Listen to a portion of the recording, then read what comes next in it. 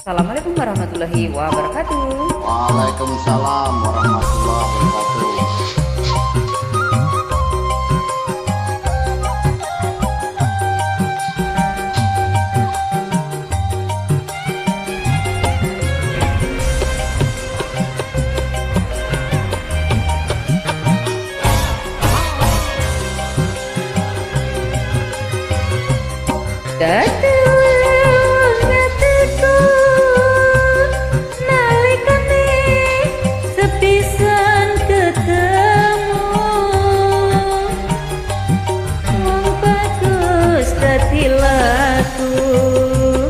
Godo ati rinten siang telu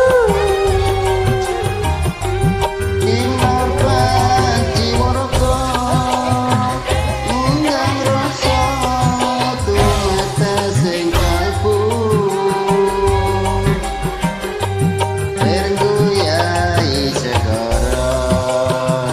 Daton bisa lelek ke hatimu Suengkon ku nganteni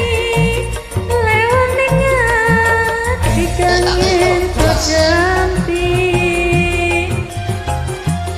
Dadyo ati sawiji najan apa tak lakoni Tata pandita ratu Sliramu dadi ing sisianku Gustimu pinglilai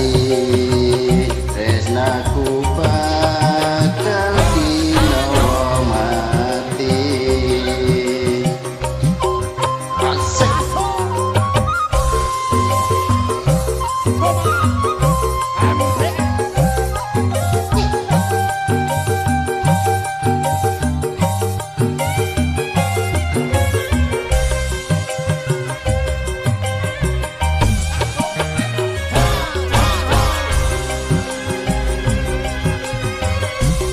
Dadi wong atiku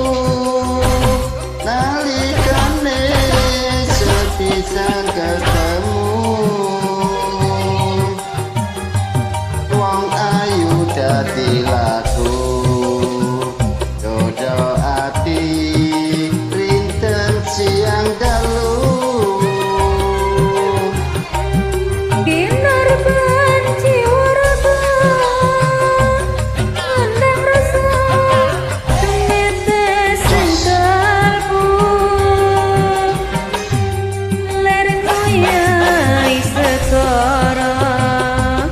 Datan bisa loke hatimu Suwe gantungan tani lewong ning ati kang ento jampi Atyo ati sawiji Atyan apa tak lakoni Sakapan di karatu Mreng sliramu Dadyo ing siseku Gustimu king lilai Tresnaku bakal kinawa mati Matur suwun. Ye sami-sami